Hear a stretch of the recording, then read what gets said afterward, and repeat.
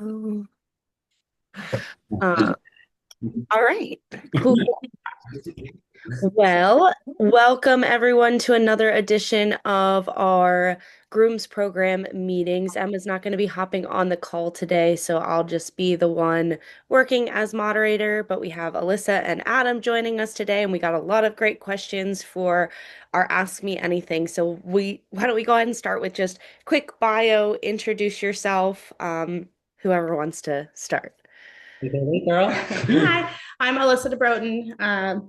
I was Tammy Smith's long-term groom and hung out with a horse called My Bomb for a long time. And now I freelance for a bunch of different US riders and spend a lot of time grooming.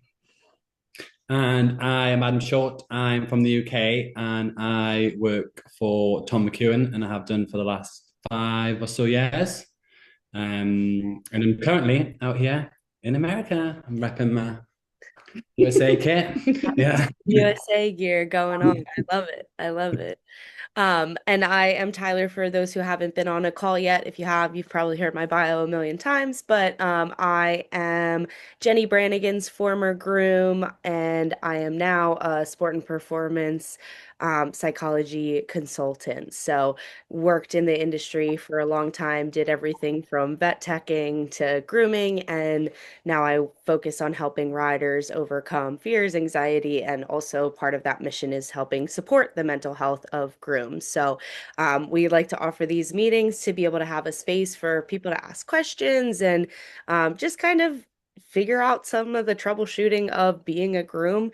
We've had a couple topics in our last couple sessions, so we thought we would just kind of throw out an Ask Me Anything. So there's a lot of different areas that we're going to cover today, and just be open. So for Adam and Alyssa, you guys can just talk however you want to answer questions, and like we can kind of decide who goes first. I'll jump in where my expertise fits in. I'm not fully immersed in the grooming world anymore, so some of my tools and trips on that side are a little bit rusty. So I'll let the professional handle that kind of stuff. But why don't we start with talking about just some pivotal moments in your career? We had questions about if you're starting from the bottom, like what are you trying to do to get to the top? So give us a little bit of a highlight of where you started and how you got to where you are today or where you went in grooming. I go first, actually. Sure. So I started with Tammy Smith right out of high school, and back in that time, she wasn't on the team, anything like that. So we worked really hard, and that was always the dreams and the goals. And throughout the years, developing horses and the program, and we started really from just a regular program with dreams. We didn't have an advanced horse, we didn't have anything, and being able to be a part of that was so fun to start from the beginning. But in order to get here, you do have to start from the very bottom and work really hard. And in that time, I spent many years traveling the country, going to regular horse shows, and eventually we she was very successful and made the team, which brought me along with for the adventures. I would say a big highlight would be Pretoni. We got a team silver medal at the Pretoni Worlds, and that was a huge highlight. Another one would be when he was third at Aachen. That was a really cool moment in our careers. And it's been a really fun ride, but it did start all the way at a regular horse show, regular 1 days, working hard with a bunch of novice horses. And it's been 17 years now that I've been doing this. And I've been doing team stuff for about the last 8.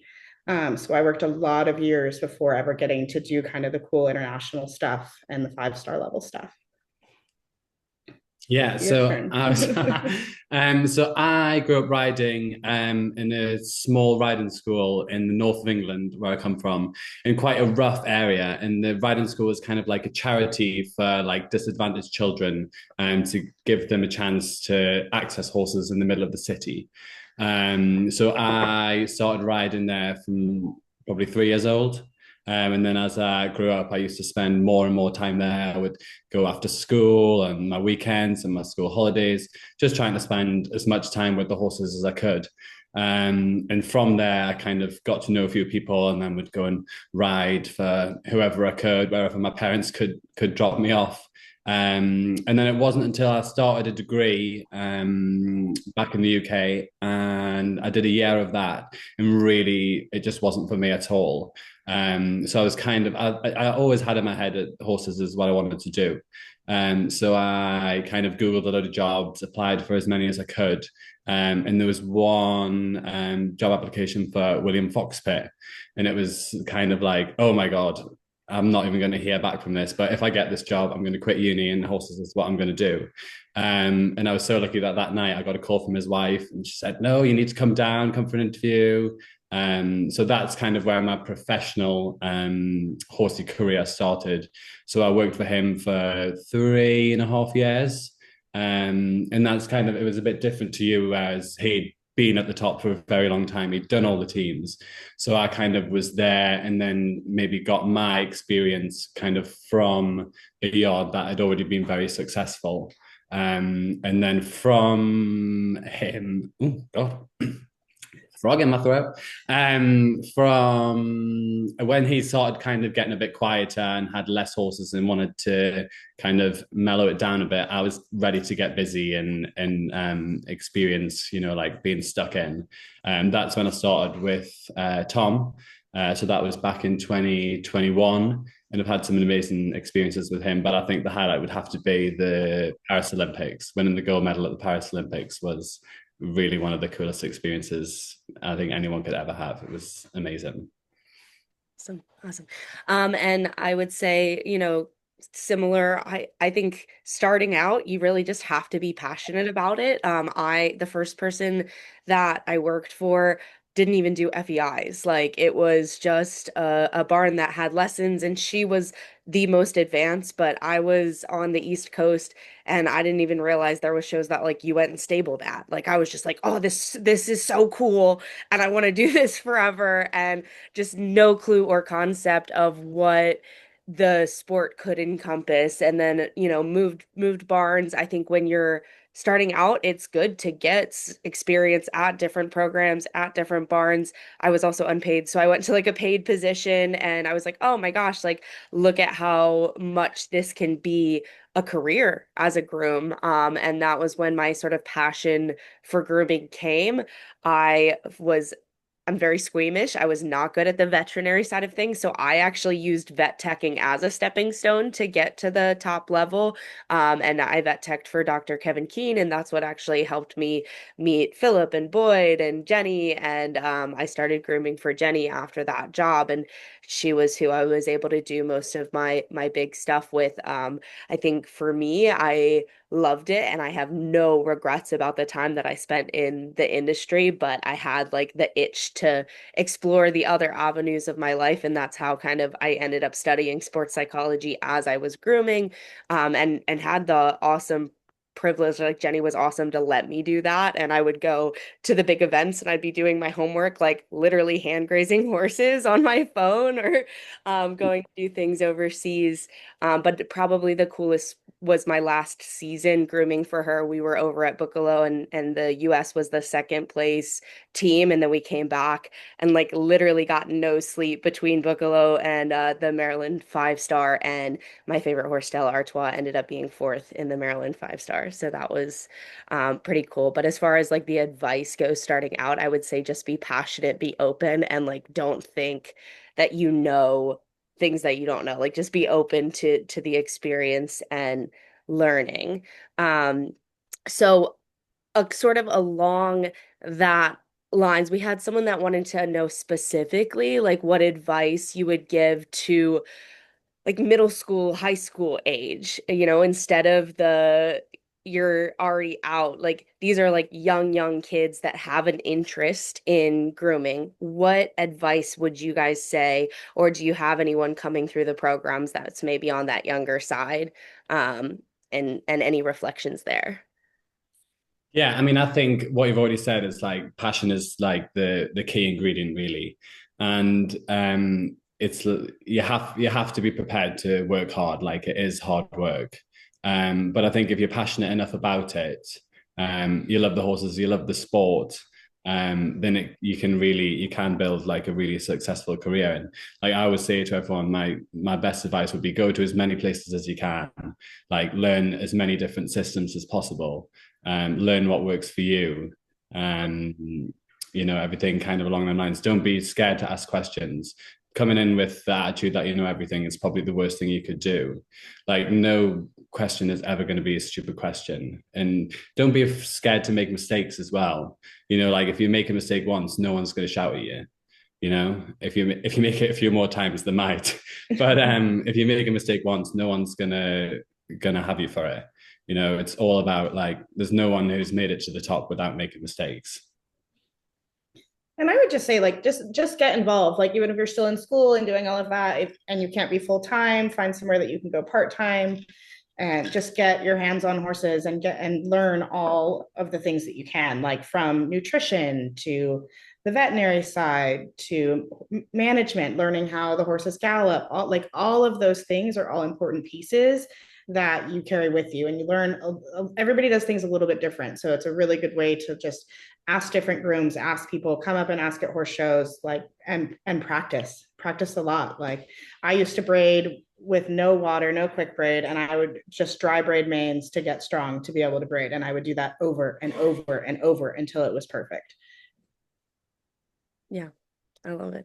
I look back at like my first braids that I was charging for, and it's so embarrassing to see those photos. It I didn't know how to French is. braid in the forelock, so I would put like a big giant ball on the and like for my training 3 day where I was riding, I'm like, this is absolutely terrible. But I'll mirror what you guys said, especially for the younger generation. I think the thing that I see working on the mental performance side is people think that they need to be ahead of where they are, and that like desire and need to be with the best of the best rider, either from a grooming or a riding standpoint, can be a deficit. Like sometimes the first job that you need is not with someone whose name that everyone knows. You might get lost in some of those bigger programs if you don't know basic care, basic management, right? Like I feel like especially being a manager in the barn, you have someone come in that like doesn't know how to check legs, doesn't have the awareness to see scratches, isn't like up to snuff on that stuff yet. It's going to be a little bit harder to pick everything up just because the expectations are so high. So going to a place where you have a little bit more room to learn like the basic stuff. And I just say that because I did like witness that even recently. I'm still involved in Jenny's program, and they had like a working student come in, and she was like, well, I just like don't know all this stuff, so I want to quit. And I'm like, no, you just probably don't need to be at this level of a barn yet. Like you could absolutely make a career out of this, but you're overwhelming yourself with the pressure and with the expectations of this particular program. And, obviously, I think another question that was asked is what's it like to be part of a team supporting a top level rider? Like it's not easy, right? There's a lot of stresses, there's a lot of pressures.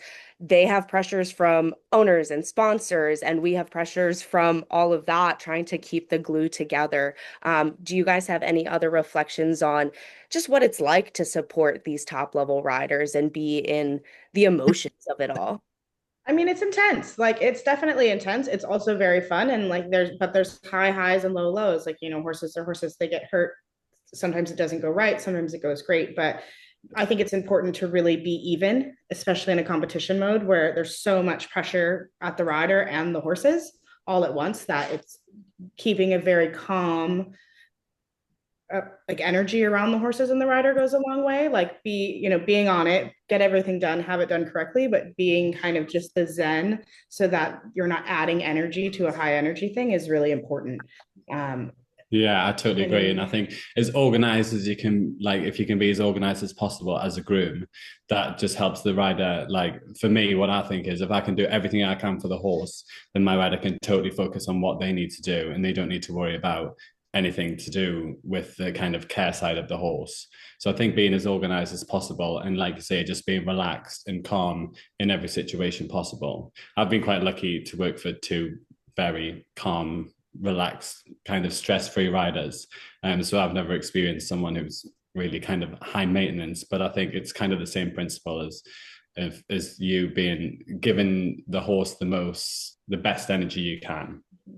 Because they, I mean, it's so important for the horses to not be wound up, because if they're wound up before you even get on, like they're not at their best. And so having a plan and being organized and having the tack up just be smooth and not running around the barn in chaos and looking for things, just having everything kind of preset out and Yeah, just quietly going through the routine and just keeping it as normal as possible is giving yourself enough really, time yeah, to, yeah. yeah, I'm always 10 minutes ahead. yeah, Now, I don't put my tack on early, but my tack is stacked, ready to go on. Like I am always 10 minutes ahead of where I need to be, so that it's never stress, or yeah, if there's something missing, or if they want to change something, that we're not down to the wire rushing. Like I'm just yeah, always, and I have, and I make a plan. What, like, even though we know what bit it's going to go in, what bit is this horse going to wear? yeah. What has it worn What before? Yeah, what yeah. Line them all up. let's, like, what is there something that you want me to have with, if what's the other option, have that in your backpack, like just being, little things, having tape, so if something breaks or it doesn't feel right, having, so having equipment in Yeah, your backpack, so it's just, it's fine, we'll fix yeah. this right here, off you go. It's not a, Kind of being 10 steps ahead so yeah, that all the if time. there's a problem, it's not a It's not problem. a Yeah. problem, yeah, because then you're just like, nope, we've got it, we're here, and always being a little bit ahead, then you're not rushing. Yeah. And that's when you rush, is when mistakes will happen more, because you're not clear And and that's when the focused. vibes go a bit, oh, Yeah, yeah. try to avoid that. So when a mistake does happen, how do you handle that? How do you bounce back from that? And can you guys give us an example of a mistake that you've made grooming and like how it was recovered from? We just talked Yeah. about this. Yeah. Actually, this is funny. We were just talking about this with Tammy. One of the biggest mistakes I ever made in my career. We had three horses at Arville. One of which was doing her first 4-star in Belgium. So it was a smaller division, and it's quite a long ways from the stables to the show jump warm up. And the first two had gone, and there was a hold, and so I had checked in, and they were like, "Oh yeah, we're going to be 20 minutes behind," and I didn't update and check in with them. So they had caught back up, but I was bringing the horse down 20 minutes later, thinking I'd be on time. And Tammy had missed her ride time. Whoops. But I was like, I owned it. You just be honest and clear and talk to the stewards. The stewards were like, it's no problem. You can go. She warmed up. She jumped clean. It was great. But in that moment, I was absolutely devastated and panicked, but I just owned it and said, look, I made a mistake. Let's Yeah, get on. excellent. Let's go. You're going to go show jump. We're here. Let's do it. And it all worked out.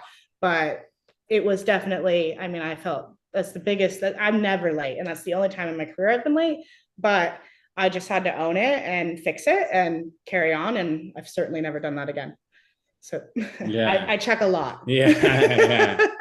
No, I think it happens all the time. Like I've forgotten a bag of bits before, just like silly things like that. But then you just kind of, like we've already said, stay calm and make it work. It's such, eventing in particular, I find is such a wonderful community that people are always going to help you out. So you've always got people around you that are there. If you forget something, someone else has it. There's always kind of solutions, and I think it's just being level-headed and kind of thinking logically when a mistake has happened, to then resolve it again before it's a problem. Mm-hmm. And that's one of the great things about like our grooms committee. And I mean, even he and I at shows, so I come over and I'm like, I need a sheepskin brush, Yeah. please. My half You pad's still wet got fluffy, that? still got Yeah. it. He actually gave stole me it. one now. Yeah. But and just helping each other out. Like if somebody needs can you hold this horse so I can put a foil on? I mean, whatever it is. But I borrowed a flash from him Yeah. Mm-hmm. at a show this year because I needed one. I mean, just being in a community and helping each other out, it goes a long way. And that's when I think you have to then put yourself forward to being kind to other people, so then you get that kind of mutual respect for everyone. And I think that's another thing, like when you're starting out, is to make the most of the people around you. If you're stable next to someone that you don't know, say hi, make friends with them. And that's kind of what gets you into the community, and then the kind of all links together to then, if you have a problem, oh, this person can help. Yeah.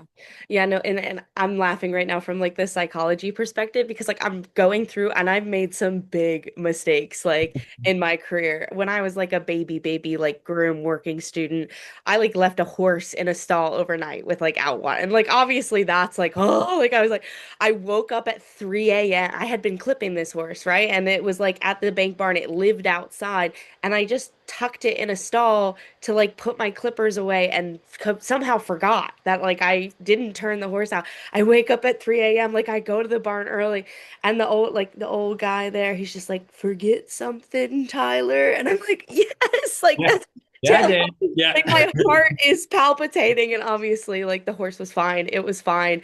The little scratches that turned to be like big cellulitis the next day and you're like, "Ah, like why didn't I see that scratch?" But where my brain was going was the fact that I forgot a hoof pick at Lemoulin. Like I like packed everything. One of the things I prided myself on was cheap overseas trips. So I was like two trunks and a duffel. Like that was like we would go with two trunks and a duffel. And they're like, no, there's no Emma's. No way you can only pack with two trunks and a duffel. I was like, no, I did it every time. But I forgot a hoof pick at the Mullen. Do you know that's funny because Hoofpig is who Jackie Potts, who worked for William Fox Pitt for 100 years. She drilled into me I should carry a hoof pick on me at all times, to the point where once I was going through security in the airport with a hoof pick in my pocket, and they were like, "What is this?" They thought I was going to kill someone with it. Yeah, That's amazing. That's amazing. I love that.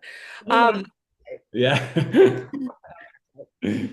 So obviously we've kind of already been talking on this theme, but what do you feel like is your role in ensuring the rider is ready to perform at their best? And I know for me, this is something that I thought about a lot because I was studying sports psychology at the time. I'm like, oh, it's like my job to make this quiet space so that she can do whatever pre-performance routine, like imagery she needs to do. And, again, like control some of the energy that I'm giving off so that I can at least not add to stress. But is there anything else that you feel like is in your direct relation to ensuring the rider is performing at the best?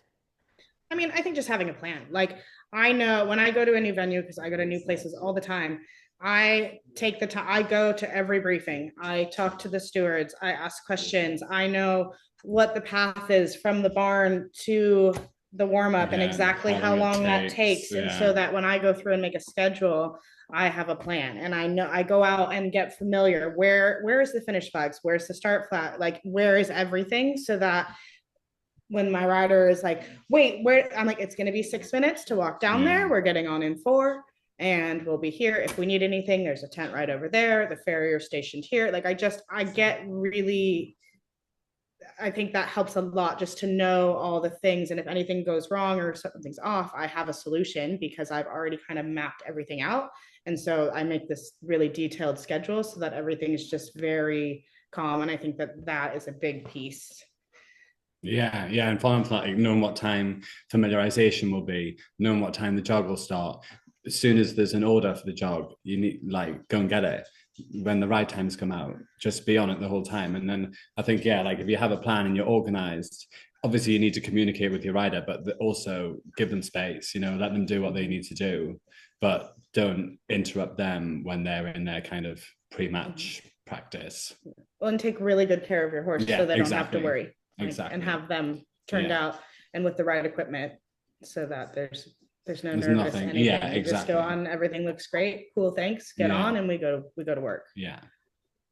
My rider wasn't great at taking care of herself, so I always tried to make sure I like forced Gatorade in her between rides too. Like I always had like a Gatorade. I'm like, hey, Mhm. you actually are dehydrated, like please. So that's like one of the things that I would always do, like, make sure the cooler's filled before the show, just so that we're ready for the week ahead. And it's not necessarily something that should be as your job at the groom, but if you're trying to support the Yeah, best success, right? Like, let's make sure that those pieces are happening too. Moving into some more logistics, what is the best way to handle an event when you have multiple horses need to be in two places at once? Maybe you don't have that extra support. I know obviously we can ask our grooms community and that's been a great help for me as well, but any other thoughts on managing multiple horses like at once? Yeah, I think it goes back to the It's whole the same. Yeah, organization thing. have a Yeah. plan. I'll You always know, write down, what time each horse is, what time there's a test, what time are they going to get on, what we need to do before that, and just totally mapping and giving yourself extra time. If you've got to get up an hour earlier, just get up an hour earlier, and be 10 steps ahead. and I like lay out my tack, and like if I have them going back to back like that, I'll pre-groom them, and then so that they're already groomed and will just need to be touched up and at tack added or whatever the scenario is. But I just have everything organized so that it's all right there, and it can be as quick as, and efficient, but also still keeping that calm Yeah. thing. And then just if it's not possible, if it's truly not possible, and then you need to find a friend. Mm-hmm. Can you bring this horse to the ring, or can you be at the ring to hold this horse so I Yeah. can get my next one, whatever it may be. But that's Yeah, that's you have exactly to it. have a plan. Yeah. Yeah. No, and obviously it's never ideal to have like a horse tacked up for extra time before their ride, but like sometimes we'd be at our local FEI and there'd be four horses in the same division and we'd have to just do everything before the action started because once the action started, it was like Wow. right, Time. like Yeah. we're going. We have literally an hour where four horses are going in this division, so they're all going to be in the saddle right now, and then it makes it a little bit easier to be in those two places at once, even though you're really not literally in two places at Yeah. once. Yeah. What about international travel? Any like time zone tricks? How do you deal with like language barriers? All of the logistics of being in other countries with horses. I'm fluent in Well, French. well, Oh, there No, you go. well, I'm really not. No, I'm really not. well, coming from the US, like things to know. You have to bring adapters for plugs and cords, like things like that. Yeah. Know what do, talk to people and know like there's a lot of things you can't get overseas as far like shampoos and things like that. So making a really organized list of all that stuff and to kind of know what you're getting into. Google Translate is your friend. Yeah. Wherever I go, you can literally scan a menu on your phone and it will translate it for you, so you know what you're eating to order. And then just again, I talk to my friends and I know try to find out what I'm getting myself into, so that I kind of have a plan. But converters and Google Translate, those are Top the tips. two most I important. just like to confirm I'm really not fluent in French, but I do, I do try. Yeah. But then again, that comes back to the whole community thing because then you go overseas and you make friends over there, and like if they can speak a little bit of English and we can try and speak their language, then make friends with them. And I think going back to time zones, my top tip is never take a nap. Oh no, get Yeah, on time. yeah, Get on schedule immediately. So if we land, say, like even just coming over here on vacation, we landed at what, midday. Don't have a nap, just power on through, and then when you get to the evening, you'll sleep a full night, wake up the next morning, you're good to go. Mhm. Yeah. Yeah, I would mirror like having friends. It's funny, like I feel like I've helped multiple people. I still have like an old carnet in my um mail. People are like, tell me how to fill out this carnet, tell me how to fill out this paper. The carnet is the paper you need to like put all your stuff to declare to go overseas. And it's the number of items that matters. Like that's what they're gonna stick you on. And just like little things like that. But yeah, I feel like my first time traveling overseas, I didn't fly over with the horses. I flew home the first time. So my first time flying over, it was like right after COVID. We were going to Lemoyne. Like, thank God there were two international grooms on the flight with me because we're just like in Belgium in the middle of the night. I wouldn't even know where to walk off the plane. Like, if these other international grooms had not, like, no concept of where to go. And sometimes you just have to be comfortable being uncomfortable. Like, you're like, yeah, like I am at the mercy of the people around me right now. Yeah. No, 100%. I agree Yeah. completely. You just have to, even if you're not confident or you're unsure of anything, just get stuck in. Don't be scared. Well, and even now, like I'm at this point, I'm pretty comfortable going over. I've done a pretty good amount, and but things are always evolving and changing. I mean, there's changes in the paperwork with the carnets. We have to do trace forms now, so I'm always checking in, asking the agent, Yeah. is there anything new that I need to know? Going over just so that, oh, well, we're doing this now. Then it's Yeah. handled. And the agent is your best friend, make the Mm-hmm. most of them. Yeah, If you call them, they're gonna tell you what you want to know. yeah. So I think don't be scared to, again, goes back to asking silly questions. Don't be scared to ring them up and ask silly questions because they're gonna help you and they actually know what's going on. So yeah, use them. Yeah. And I think transitioning back to like real life after that, it's just like nothing seems scary anymore. It's I Yeah, yeah. like I've handled all of this stuff, and that's one thing that like I think people that don't like that want a career transition and they're like, "Oh, but I don't have any education or I don't have a degree." I'm like, "You are more equipped to handle most things in Exactly. this world than the average person because like you have had those experiences where you're just figuring things out as you go." Like we went over and our stuff didn't come until a day after us. And I'm like, okay, like here I am with my horse and none of his things. Like I just have his flight bag. And luckily Tammy was over there and staying over there. And they're like, here's all these blankets. Like, we'll blanket your horse. I'm like, poor Foxy's like cold and naked here in Germany. But yeah, you just like figure things out. And I think if you're nervous or anxious about it, it's going to be a lot different of an experience than I can figure this out. I use like trailer driving as that example. Like I hate driving the trailer. It's not my favorite part of being a groom. It makes me really anxious. But the more I did it, the more I was like, okay, well, yeah, I can handle getting lost. I can handle getting caught on a road that I didn't want to be on. I can handle the flat tire because like those things just happen and you have to deal with them. But that pretty much embodies being a groom, like being able to handle the unexpected and adapt. There's so many transferable skills from being a groom that you could take into to anything really. As we're talking about taking horses internationally, what does the day look like traveling with horses? Is there any other horse care considerations that change when you're actually traveling specifically for international shows? So I think well, like it's quite different in the UK to Mhm. as it would be here in America. Because we kind of have big trucks where the horses are in like a one stall partition. So we have to spend a lot of time stopping, getting them off, letting them get their heads down, offering them a drink. We would kind of ideally check them every at least 4 hours and have them off the truck at least every 8 hours just to stretch the legs and let their heads drain, which I know it's kind of different here when you can travel in the trailers with the box stalls. So we would spend a lot more time stopping, walking them, and it's a bit sketchy sometimes. You're like on the side of the freeway at a gas station. I'm getting so American. But it's like learning. And again, like say when we travel to Europe, it's like you go so many times that you pick up the places that it's safe and it's good to do that. So I think like I would always like if I stop at a good services, I'll keep it on my phone. It's like, oh, that's a good one where it's like far enough off the road and we can get the horses off and it's safe.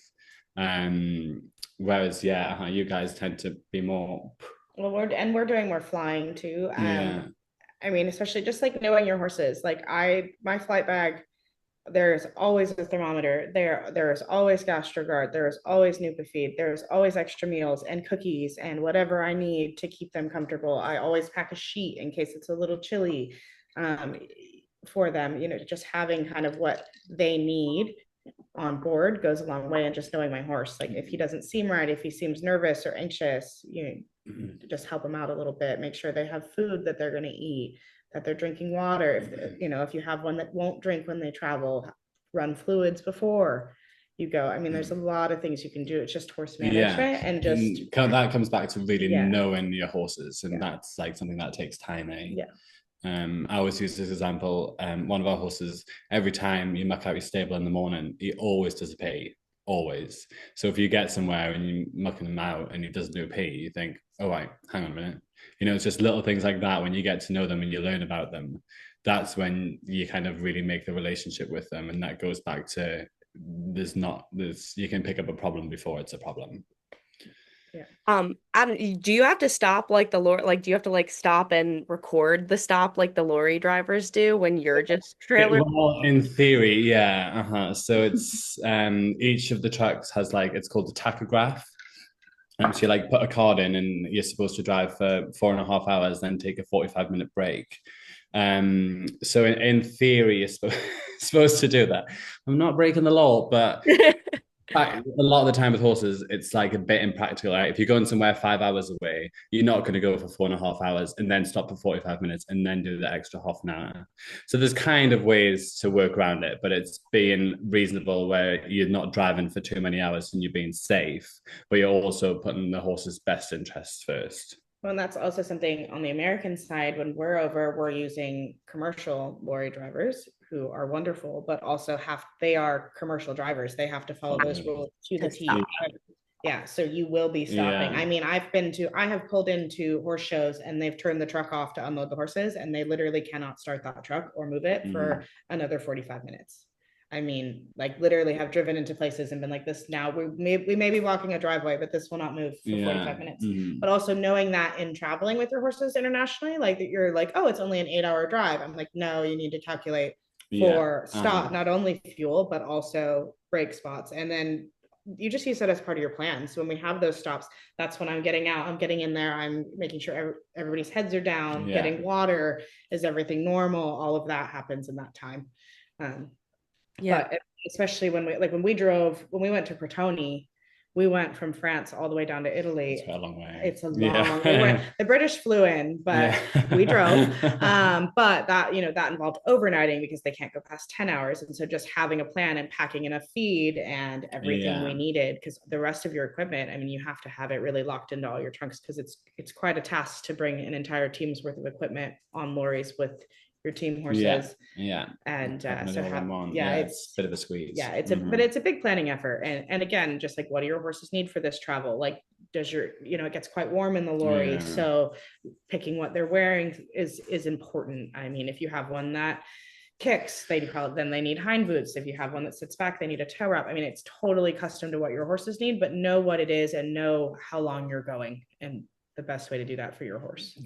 And then if you're not, because like if you don't know stuff like that, then ask people. Like someone like Alyssa who's done it 100 times. She is someone that can be there to help you. I mean, I asked Max and Emma Ford all the time, can you teach me how we do this? Like, I mean, I've relied on my community to learn these skills and to use them, because you're never going to stop learning things. No, exactly. I mean, and it changes. I mean, in America, we really didn't even quarter mark horses until 7-8 years ago. It just wasn't a thing. So you have to learn and adapt. Did you get that from the Brits? I'm pretty good at it now. I'm pretty good at it now. I have a question about quarter mark, so I'm going to circle back to it in a second, but I just also want to say to any groom here that is going overseas, like, you will move your trunks a million times. Like, you will take your trunks off, like it will be unloaded and reloaded. And especially when you're traveling with the team, like usually what we'll do is go over early enough to go to a barn before the event. So like you're moving into a barn and then you're moving out, and nobody told me this my first year, and I had these giant trunks that didn't have wheels on them, and like Max and I would just like her motto is like, one more time. Like every time we move this trunk is like one less time, right? One less time that we have to move them, because it's gonna be a million. So that's how I ultimately on my last trip got down to my 2 trunks and duffel bag, sans hoof pick. But try to pack as lightly or as conveniently as possible, or everyone else on the team is gonna hate you. Go to the gym. Top tips: get strong. And you know what? And the biggest thing is participate. If we're loading, I have no problem. I pack a lot of stuff, but I will help everybody load their stuff as well. But if I catch you standing on the edge and not helping, this is the problem. I'm gonna jump you. I'm gonna let you know you gotta participate, because we are a team. Everybody is a team, and you all have to participate in it. And my stuff is heavy, but I will help you with your heavy stuff too. That's what you do. So true. When the first year I came over here to Kentucky, the truck driver who drove the horses from the airport to quarantine, big guy, I call him Big Daddy. Well, actually, the story goes I was lifting the trunks and he called me Big Daddy. And I've never been called Big Daddy in my life. But he was like, yeah, you guys need to learn to pack less. But yeah, like you say, when everyone gets stuck in and helps, No. it's easy work. I Yeah. also just say we're American. We need all our things. Yeah. And I literally started CrossFit because I wanted to be a top groom. Like I was like, Yeah. I'm gonna go do, and like I'm like running down the road, and everyone's like, "What are you preparing for?" And I'm like, "Grooming at the Yeah. Olympics." Like, let's go, right? Like literally doing that. Circling back to our quarter marks, how do you decide what quarter marks you're going to use, or like what type of horse you use quarter marks on? It's probably a question for you guys because I was definitely big. I always did my V and then my shark's teeth, unless the horse is clipped because you can't get them to show up on clipped horses. But what are your guys' quarter marking tips? And she's way better than I am because I'm so basic. Hannah saw me do the three stripes and the shark's teeth because that's kind of I what mean, I can do. yeah. I mean, I say just have fun with it. I mean, the whole point is to make the hind end look better, like understanding the premise. So, like if you have a narrow horse, I might do a little bit of a smaller, shorter teeth because it gives the illusion of a longer. I mean, if I have one that has like a really big butt, I'll do kind of a big, narrow, angled fan in the back because it makes him look sharper. And again, I just play with it. If it's a girl, if it's a mare and a girly horse, I do a V with maybe some diamonds. If it's a very boy basic horse, just do some bars. I mean, and again, you talk to your rider. Like some of them are like, do what you want. Some of them are like, I want classic. I have quite a lot of fun with it. I do a lot of different designs Yeah. because I think it's fun.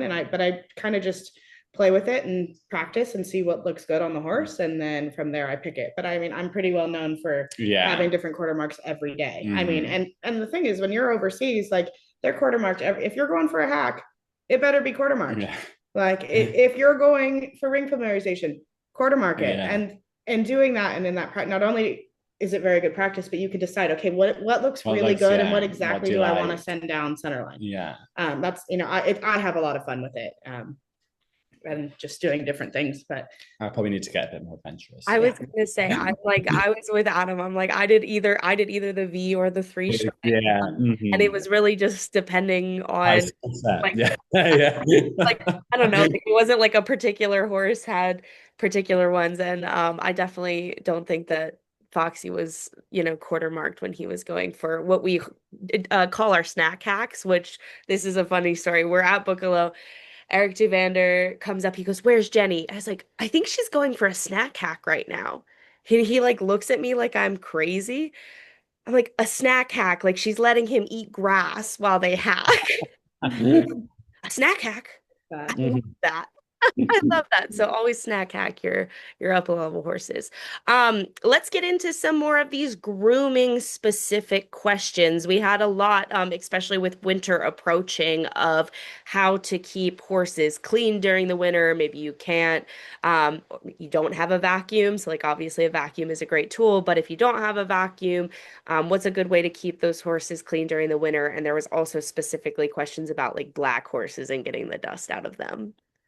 Products, recommendations. Yeah, it's probably a bit different over here, especially like everyone who moves down south for the winter where it's a lot warmer. I mean, we have quite cold winters, it goes below freezing quite a lot. So we don't often spend a lot of time bathing horses just because it is so cold. But for me, a hot cloth is your best friend. Yeah, a hot cloth and a rubber curry comb. I think that's the best thing. Certainly when you're talking about keeping a black horse dust free, a hot cloth Oh yeah. will I mean, help that's you. literally part of my grooming steps every time is Yeah. I curry, hard brush, soft brush, and then I take a damp rag and I recurry with a damp rag and then brush them again to pull any of that extra out. I mean, as somebody that spent a lot of time with a black horse, Yeah. any speck of dust does show. Yeah. And so making sure that he's clean all the way through to his skin is important because if you've ever seen where you tack them up, they look great. You go to the ring and you're warming up, and all of a sudden there's this little film of dirt on the end of Yeah. their hair. It's because you didn't pull all the dirt out. And so with currying, and I say curry until you feel like your arms want to fall off, and then maybe do some more. Yeah. Uh-huh. But also you're trying to pull that natural oil out of their coats and bring that up, and we'll pull all the dust out, but also you'll bring that oil and shine, and then it's clean all the way through. And then just have a rag at the ring for a black horse. Like if it's dusty, they're going to get dust on them. Like Yeah. that's just reality. So having something in your pocket, I Yeah. always have a baby wipe or two and a Yeah. rag and a Flicky terry, brush. yep, and Yeah. just quick over and Yeah. off you go. But And I think that's it's sometimes hard and it's tempting when you're on a busy yard and there's a lot of horses to kind of neglect. Like it seems too easy to like, oh, just give them a quick brush over and oh yeah, I've brushed them. And that's kind of something that I drill into the guys I work with all the time. It's like, no, we need to spend time actually doing this. If there's not time, make time. yeah. Because it's so tempting to just flick them off and oh yeah, they're clean, but actually the reality is they're not clean. Well, and Yeah. this keeps them from getting fungus and that kind of Yeah, things. And and also, like in rashes the and grooming is part of knowing every inch of their bodies and their legs. I mean, if you're not spending your time grooming them, you're not touching everything. So you don't know if there's something, is there a new nick? Is yeah. this not right? Is that tighter Is than there heat? usual? Is Yeah. there a pulse? I mean, you need to touch them a lot. Yeah. And in grooming, you're doing both at the Yeah. same time. Yeah. The first thing I do every morning is I go around every single horse and feel all four legs of every single horse, take any wraps off. Just again, it kind of all goes back to fix the problem before there is a problem. If you feel the legs every day, you're picking up on little nicks, any heat, any pulses, and you can get on top of that before it becomes a problem. Yeah, that was most of our horses would go out overnight, and that would be like pick feet when they come in, and that forces you to feel Yeah. the like I'm like, how are Yeah. you gonna pick a foot without like I mean, Yeah. obviously some people do it quickly, but that's like okay, if the horse's foot is picked, like at least we know someone had eyes on its leg. When you guys are hot clothing or using that rag, do you just use water? Or do you have any products that you add to that? I like a little baby oil in it. Yeah, baby oil, or we get kind of like a Shoshin kind of product. I use a lot of coat conditioner. I'm a big fan of conditioner, and I put witch hazel in that. I love So witch my hazel. horses get that every day. I curry it into their skin, and anytime they get wet, they get it put back on. And I groom with that a lot in the winter.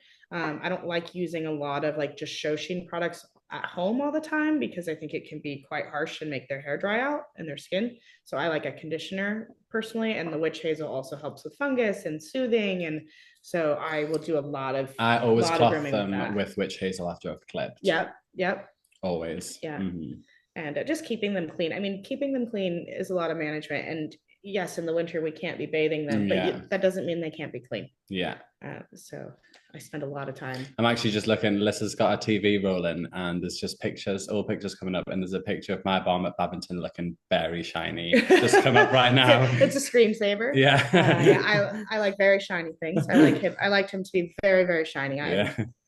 Well, I know I've said this before on previous meetings, but the real work of a shiny horse is not the work that you do at the show. It's the day to day. Exactly. Yeah. Preach it. Yeah. Like the year that Toddy was fourth at the 5-star, everyone was telling me how good she looked, and I had been away for 2 weeks at Bookalo, and I'm like, I just turned the horse out for the day. Like Alexa kept this horse really great for me while I was gone, and she clipped it, and like the horse looks good because she's been maintaining it really well for the 2 weeks leading up to the event, not because of anything that I could have done to present her for the jog strip, you know? I always think the best compliment you can ever get is your horse looks really well. Not like, oh, your plats look great, or oh, really shiny. I think when your horse looks well, it's like a combination of like its weight, its muscle tone, its coat, it's everything. And I think that is the work that goes in before the show. Months and months before, from when they come in from their winter holidays to when you get to Badminton. If someone says your horse looks well, it's there. That 6 months of work that's gone into that. Well, and then it's just the fun at the show. You're just showcasing. Yeah, exactly. Showcasing your hard work. Do you guys do a lot of clipping? I hated clipping. I would muck all the stalls to get out of clipping. Like literally, I'm like the fraud groom. I'm like, nope, someone else can clip the horses. That's not my favorite part. But we do have a question about desensitizing a young horse to clippers, or maybe a horse that doesn't like being clipped. Any hot tips there? I would go and say start with sedating them. It sounds ridiculous, but it's the safest thing for you and the horse. You can be brave and start going, but it just takes the tiniest little thing to go wrong, and then your clippers are broken, you've broken your arm, and the horse is 10 times worse than it was before.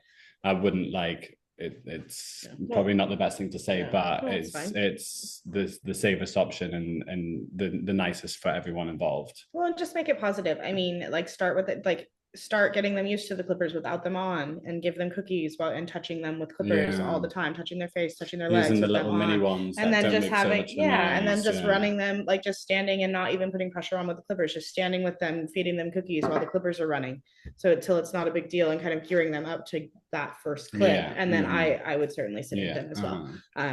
Because again, it's just makes safety, yeah, and it's about it being a positive experience, taking the edge off, and then it's not a big deal, and then we graduate towards, but exactly. I have some that have to be sedated to be Yeah, oh clipped. I God, mean, yeah, clipping all the it, time. a lot of that is just because it takes a long time, no matter Hmm. how good you are. Hmm. It takes time, and horses get tired of standing there and Yeah, being clipped, which is fair, and it's itchy. yeah. And this So the stiller the stand, the better the job you can do. mm-hmm, Yeah, and the mm-hmm. quicker it is. Yeah, So absolutely. yeah, Yeah, I'm with you guys on that for sure. And I feel like even that goes for like the farrier too. And we didn't have to drug like this horse, but there was one horse that the confidence EQ in their nose like literally went from like having to put a chain around him to hold him for the farrier and get him to stand still to eventually he was just like, yeah, like this is cool. This is my favorite place. And it was really like strange how that worked and happened. But I was like, yes. But this is what I love. Like you literally saying that, I just went, oh my God, my weird one that I have at home right now, we can do his front feet, but he gets really nervous about his hind, but he does really well on confidence EQ. I'd never thought about doing that for the farrier. I'm going to try that next. yeah, Like that's what's cool about this uh-huh. is like even just talking, like I just learned Yeah, something else. yeah. Like, oh my gosh, what a great idea. I give it to him Hmm. for the show ring. Why wouldn't I do that for the farrier? Well, Smart. and like literally that I realized that and that happened because I read the box and it was like, yeah, like help horses relax in the show and like for farrier and vet and stuff like that.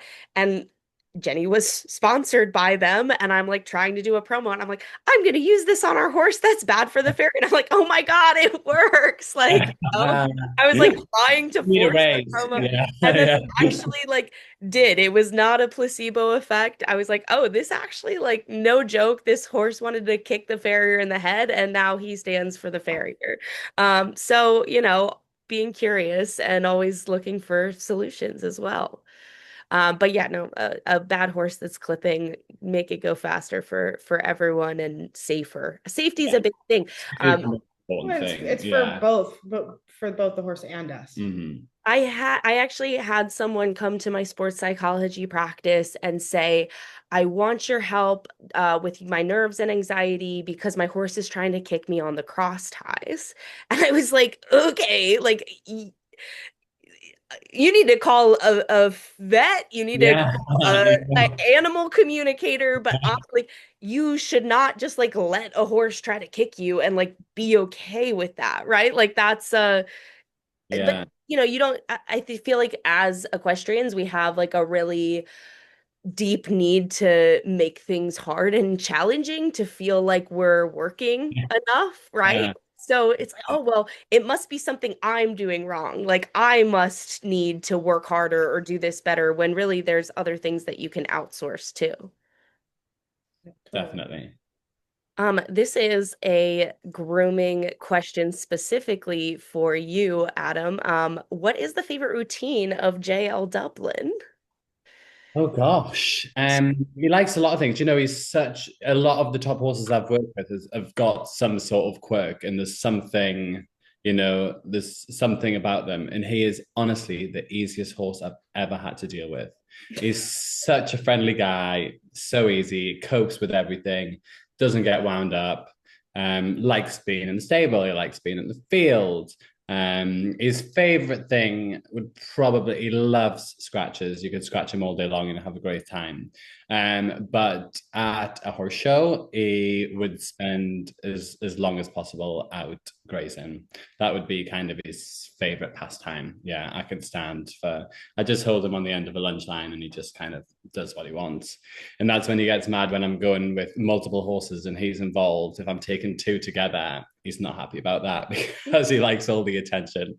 But no, he's such for a top horse, he's very, very easy and simple to do, which a lot of other horses that I've dealt with in the past, they'll be scared of walking past a drain, or certain ones that will freak out when a little tiny pony comes past, or there's something about them that that's not, there's a quirk there somewhere. They'll shake before the dressage, or try and run away from the warm up, or they won't go in the start box. But he is honestly the nicest, kindest horse that I've ever come across. He's great. And then Alyssa, I'm gonna extend that to you with my bomb. What was any favorite routines of my bomb? I mean, he's so funny. He's my best friend, and I know him so well. He's interesting because he was a little bit different for each phase. He was a very insecure horse, actually. He's so, he puts on such a show and he loves the crowd so much, but prior to that, he would get very internal and nervous. And so just making it really positive for him. Like he's one that would shake before cross country, not because he didn't want to do it, because he was so excited. Wow. And so just keeping him really happy and calm and was important. And he loved to be out, but he was one that like I couldn't just fuss over him all the time. Like he needs time to just kind of be left alone and hang out. And I mean, I would literally nap in his stall and we'd take a nap Mm. and have some quiet time. And that was really an important part of his routine. Like he wants to be with you but left alone, which is funny. But he's different. Like dressage, he was just very, very serious, always just ready to perform. And the second, and even on a jog lane, the second he saw the crowd, or he would hear the shutters of cameras and turn and pose. I mean, he's such a showman. But getting him ready for that, and then cross country, he would turn from being, he's a really, really good boy, but he's also like he doesn't like to be sprayed. He Yeah. he doesn't want to stand when once the bridle's on and we're out of the stall and tack's on, he's not standing, he's not waiting. Yeah. Like Tamara, get on. Like he's going. And then back, but then chills back out for the show jumping, but is also just very sharp and kind of spooky on that day. But he uh he's a little high maintenance, Yeah. but he's perfect. I mean, he's he Tammy would tell you that he's pretty unmanageable to groom. I would tell you that he's really perfect and he's Yeah. perfect for me. So. Can I just point out, when we went to visit him the other day, Alyssa had to go to the specific store to get these specific cookies that she is only allowed to feed him. No one else is allowed to feed him those cookies. Yeah. Specific ones. That's yeah. it. And she got a bag the size of me. Yeah. Yeah. Amazing. Yeah. No, I mean, I think obviously we all have like their special bonds with the horses. And I actually get to ride one of my favorite horses from when I was grooming. She unfortunately broke down at Kentucky 2 years ago. It's not going to be the upper levels. And I just did my first starter trial novice with her a couple weekends ago. So that's been really cool. But someone had a question about managing a horse that can't be alone or is maybe buddy tied. And Stella Artois was sort of one of those. She's very weird because she's fine in the field alone. Like she could not care less if she's the last one out in the field, but traveling, she absolutely hates traveling on the trailer alone. So if we had to take her somewhere, just her, I would actually usually ride in the back of the trailer with her just to make sure she didn't throw herself against the wall. And it was a lot of logistics. Like if we went to lessons and we had 3 horses, I know like I'd have to bring a fourth horse with me because like someone had to stay on the trailer. I couldn't be Jenny on one horse, me bringing the next, and Toddy alone on the trailer because she would literally throw herself against the walls. So I always joke that like if you have a horse that's going to go 5 star, you will read it bedtime stories. And obviously you can't always accommodate for those herd bound attachments. And I'm sure this question also relates to like you're going to the show ring and your horse is maybe screaming for its friend or one that really struggles with that anxiety. So Toddy was the mind of like she really just couldn't trailer by herself. She was fine. She was not really even that attached. She was better hand grazing with another horse as well. So I would always take two. And it was funny because we went to like FEI Dressage World and I'm like grazing her with our other horse. I'm like, I'm sorry, I'm an eventer. Like they're looking at me like I have absolutely no business being there because I'm like having a horse in each hand. But I'm like, no, they are better together than they are apart. But what are some other ideas for those herd bound horses or the ones that really struggle with being by themselves? I mean, in a perfect world, if you had two going to a show that were very attached and were going to scream for each other the whole time, I would call the stable manager and I would have them stabled in a separate barn so that they're not spending the whole time screaming for each other and Yeah, stressing out. And even I've had ones that we literally would put them on two different trailers and they'd be at the same I've done that property before. Yeah, and they'd be stabled at two different ends and not even know because it just took the stress out of it. Because not only, I mean, yes, it's annoying. It is yeah, annoying. Like, let's yeah, be honest, right? yeah. Like screaming, but Totally. also the stress of it and the ulcers that they could give themselves of screaming for each other and being panicked. It's not good for anybody, especially in competition. So just being clever about it. And if you can't, you also can't have something that lives 24/7 and then go to a horse show and separate them. Like you've got to Yeah, separate them at home first yeah, and make a plan, whether it's that you take one, you leave one home and you go schooling for an yeah, hour or whatever, start small, but in a perfect world, separate them. yeah. I mean, that's A lot of the only way. people in the UK buy Shetland ponies to Yeah. come and travel along with to be a little companion Yeah. because they're so easy and you can Yeah. just stand there. They don't mind. Yeah. You can Um, get them an FEI passport. can you? Yeah, I have our rodeo clown. We Uh, have one. But also I think companion ponies are great. A lot of them do actually need them, but also if you are going to go that route, make sure you talk to the show organizer, talk to your FBI vet, make sure that it's everything legit. is Yeah. legit and up to Mhm. date so that it's not a nuisance and be really respectful of other horses and riders Yeah. because other horses might not like that. So Yeah. that would be my suggestion there. Our companion pony also hated to be left alone on the trailer. You got one companion Oh, pony. I Yeah. know Hank. Don't Hank worry. the Tank. Literally, we're at plantation and I'm like lunging. Like Toddy was so strong, she needed to be lunged for 30 minutes before cross country, right? So I'm over lunging. Jenny's on a horse. We only had three. We brought Hank, right? Like to keep the peace because we only had three horses. Well, the working student pulls the one horse off to, you know, groom it and get it ready for its go. And Hank the Tank like broke off the trailer and ran up the hill towards show jumping at the FEI. And we're like, you're the worst companion Yeah. animal ever. So know your companion animal as well. Yeah. I'm gonna get into like just some quicker, like more rapid fire questions. So, um, I'm yeah, ready. well, yeah, you don't have to be super quick, but like I've got favorite international event. What's your favorite international event, including in the US of all? Kentucky. No joke, Kentucky is my favorite event. I'm not just saying this because this is an American podcast, Uh, but it is. I mean, Rebecca Farm. Rebecca Yeah. Farm would be my favorite event in the US. Yeah. My favorite international, probably gonna have. I mean, it's Aachen. Yeah. Aachen Alkin. is my favorite show in the world. Hmm. Yeah, I didn't get to go to Aachen, so I'm gonna have to say Bromont. I love Bromont. I just like love the vibe there. I love the little ski town. Everyone like speaks French. I'm like, well, I just like I don't know. It's very peaceful. I feel like always had a good time at Bromont. Um, Rain rot treatment. What's your rain rot treatment? Pooh, go. Fungus shampoo and witch hazel. Also, just do a lot more currying and management so you don't get to the rain rot point.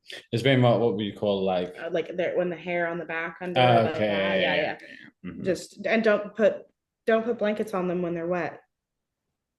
This is Like, true. yeah, baby powder. It can be really helpful too. Like baby, if they do have any rain rot or fungus and need to wear boots or they have it where their saddle pad is, like putting a layer of baby powder before their ride can help it from getting worse. It's not going to treat it like you're going to need your shampoo, CK shampoo you can get from the CK here. is really good, and then coat defense powder. Like, well, you don't have that in the UK, but No. we have coat defense powder. It works great. I use a lot of that, and then obviously I use a lot of witch hazel. Yeah. Okay, how often do you jog up your horses? Every day, 3 days leading up to a competition, and then every morning of the competition. And then that's just like going into Yeah. competitions, and then weekly. Yeah, I would Everything else. say a week between having farriers, physios, vets, etc. Probably once a week. Yeah.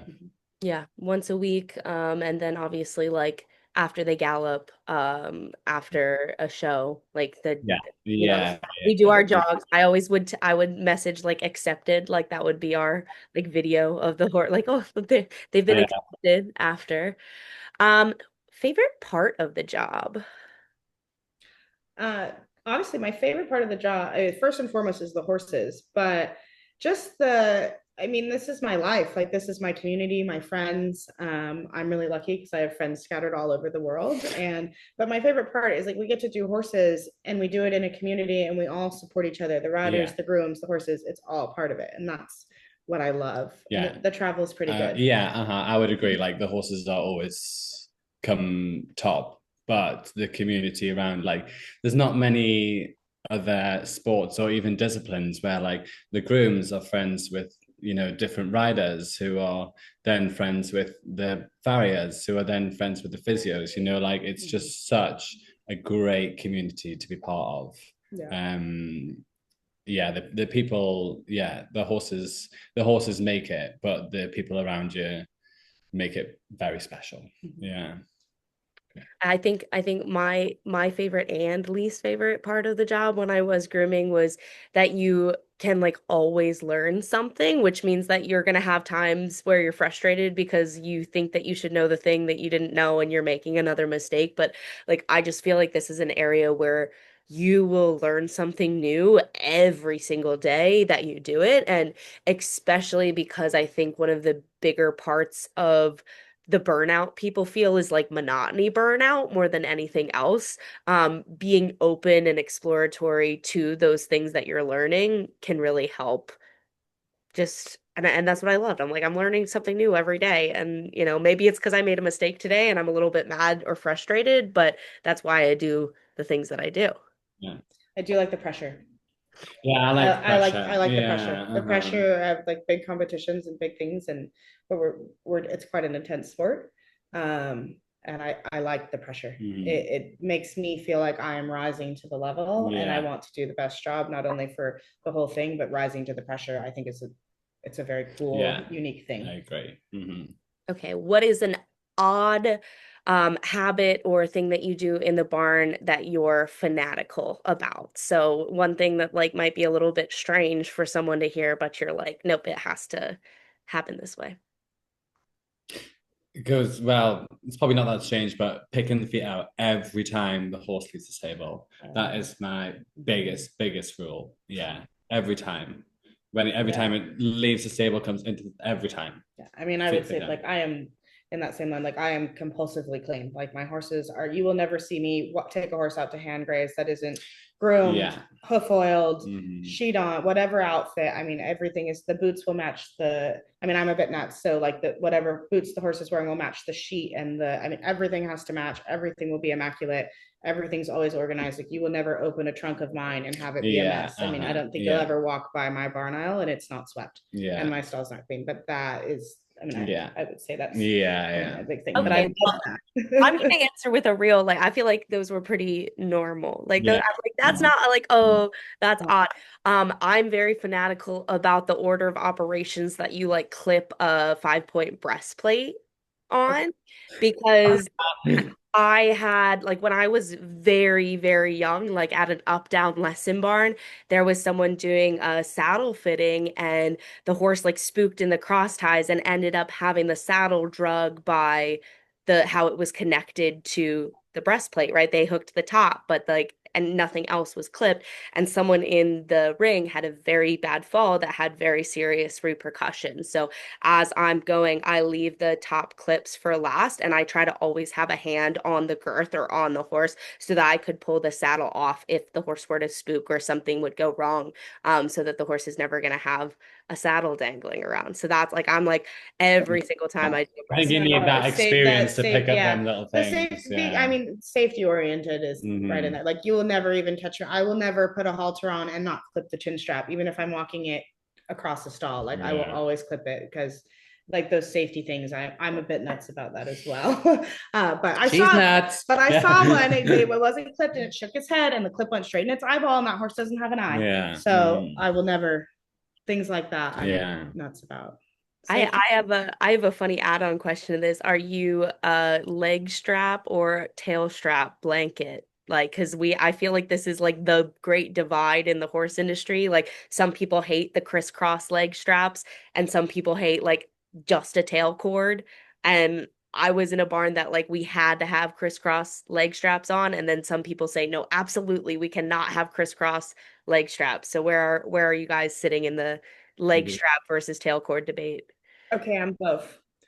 I want a tail strap 90% of the time. However, a fly sheet during the day when it's going to come off later and they're going to roll in it when you put them outside, I'll do a crisscross. Otherwise, tails. We have just got, well, you probably get them here. Lemieux of now every rug they make has both. Yeah. So you can have crisscross and a tail strap. Yeah. So I just go with that, both. I mean, I'm more for the safety reasons of the crisscross behind, like when it's going to be overnight is what I don't like, is when they're going to be left on overnight and unattended. That's why I like the tail for that reason. But when they're going to be out in the day, I don't want to be fixing fly sheets all day long, and I'm going to check it and take it off later. Then I'm good. I was gonna say, I think it's a great divide. I don't know if you guys Yeah. that's like a debate. Like you go somewhere and you're like, oh my God, like why is there leg straps? And then you go somewhere and they're like, we have to have leg straps on everything. But that is, people are asking about younger students coming up. Every barn is gonna have their own way of doing things, and there is not Yeah. necessarily a right or a wrong. Like it's just what people believe. And find out what works It's for you. important to Yeah. also, like, when you're in a barn and working for somebody else, like, it's their system. It doesn't matter if you disagree. Yeah. It's their system. It's their horses. This is your job. Do their system and ask questions totally and understand why. But at the end of the day, like, Yeah. it's their system. Be respectful and do, because they're the ones responsible for the horses at the end of the day. Yeah. I think the worst thing you could do, kind of like starting a new job, is come in and say, oh, that's wrong, that's wrong, that's wrong. You should do it like this, should do it like this. I think it's taking time to kind of learn the systems. And obviously you can make suggestions from experience that you have, but it's not coming in all guns blazing saying you shouldn't do that, you shouldn't do that. It's asking the questions and, oh, I've done it like this before. What do you think about that? It's a conversation, not like a insult. Well, and also just like, spend a little time, get to know your team and your people, exactly. so you have a comfort level that you can be like, hey, like at my other place, we used to do it this way. Like that's a totally different conversation. Yeah, definitely. Yeah. Awesome. What is one like it, okay, I'm gonna phrase it this way. If you could only have one grooming product and one grooming tool, what would those be? Who've picked which, Hazel? Oh, you stole it from me. Well, I'm obviously gonna go with a curry comb and some coat conditioner. Yeah. Because I can do anything with that. I was gonna say curry comb thrush buster because I like if you're without the thrush buster, you have problems with soundness. Okay, like I'm going to ask this one as kind of like an extended, a little bit of a wrap up. What do you notice about younger grooms coming into the field in terms of skills and what they could be doing better, / what advice would you have for early career grooms that really want to make it in this sport?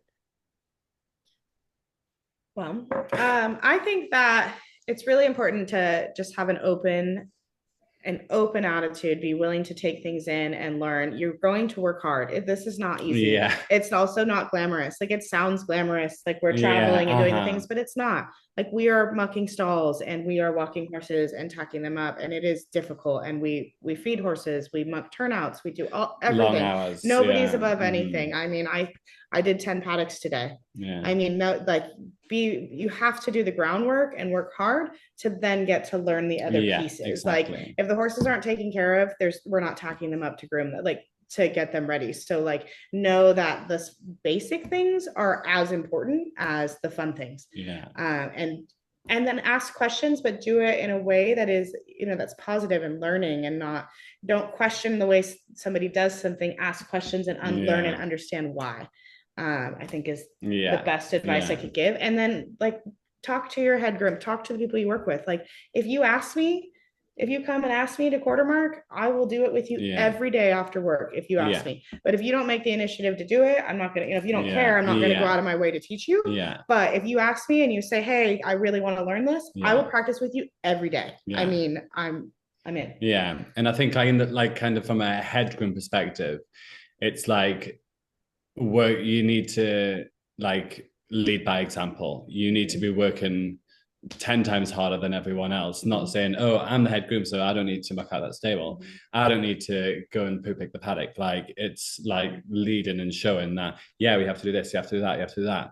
and yeah, putting in the hard graft so that people can see, yeah, we get to go and do the glamorous stuff, but also we're doing the rubbish stuff as well. And the Yeah. things that you can control, being on time, Yeah. having a good attitude, Yeah. working hard. Those are all things that you can control. That I don't need somebody that can do the best braids in the world. I know I need somebody that Yeah. wants to learn, wants to do it, loves the horses, is going to check that I want the person that's going to notice that horse's water is low. Yeah. That horse is being weird over. That's the person Yeah. I want. I That's a would tiny rather little teach. nick. Yeah, I Yeah. would teach anything, but you have to care, and because you cannot teach somebody to care Yeah. and to be accountable. And being accountable, like I said, is Yeah. being on time, having a good attitude. Yeah.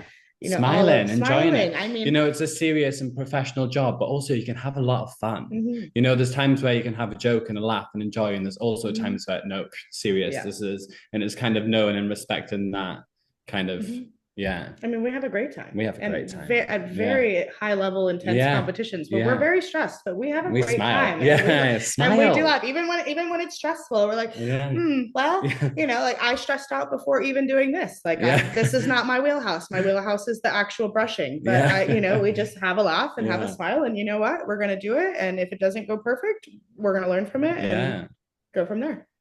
Right. Like I'm like, you're not there for the money. Like if you're gonna Um, hate your job, you might as well make like three times as much as you're yeah, making in this industry. exactly. So yeah, I think the attitude goes a long way. And I know we've said it in a previous meeting before, but I always felt like I would take the good attitude person that is willing to ask questions that knows very little over 100%. a bad attitude, like been there, Yeah. done that. Yeah. Easy. Yeah. Yeah. Couldn't agree more. Absolutely. Yeah. Yeah.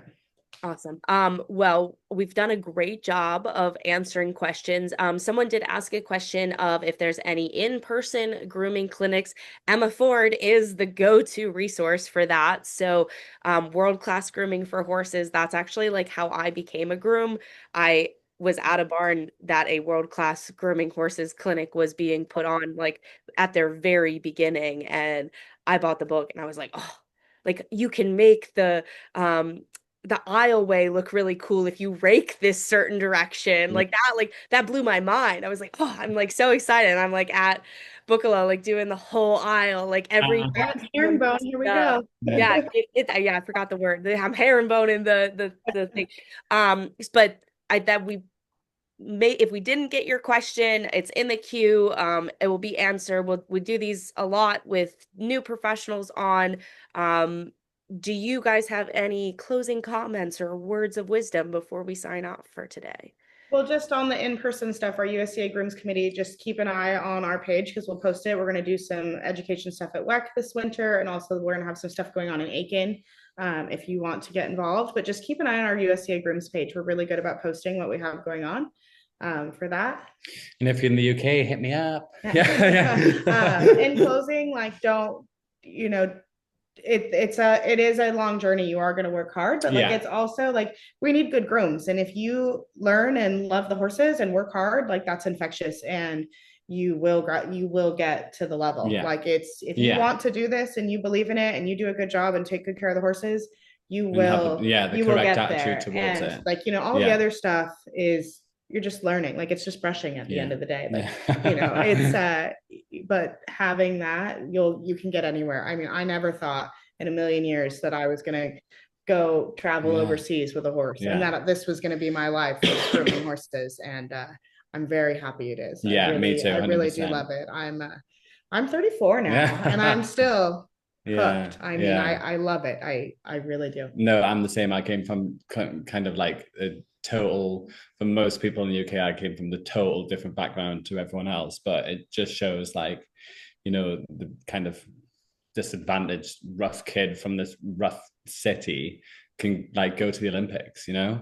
I think it's sticking with it and enjoying it and loving the horses, loving the people around you, then no, God, anything's possible for sure.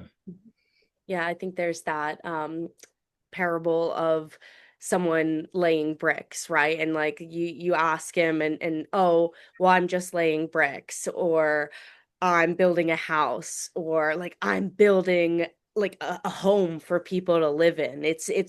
You can be doing the same thing, and it's the energy and the purpose and the value behind it that's really going to change. And I think that was something in my grooming career is I always thought I was a big part of it. And yeah, like you can laugh and you can say, yeah, it's just brushing, but I used to like explain my job to people that didn't know what horses with such pride, right? I'm like, well, I'm basically like an athletic trainer for horses because I'm managing their recovery and their farrier and their vet, Yeah. and I'm, doing these things and going overseas. So keeping that passion and keeping that message and acknowledging the fact that there is stress and frustrations that come with it. So I'll use that as my opportunity to give my plug of I do discounted rates for working students and grooms to try to help mitigate some of that stress, burnout, emotional regulation. So if anyone needs support in those areas, you'll be getting an email after this with my info on scheduling. So with that, I think that's all That's the things. all right. And, Well, thank you very yeah, much. Thanks thank for you having guys me. for Yeah. Oh. donating your time with us today and helping our future grooms of hopefully America and beyond, since we've got our international influence here. No, amazing. Thank you very, Thanks, very guys. much. Thanks. Bye.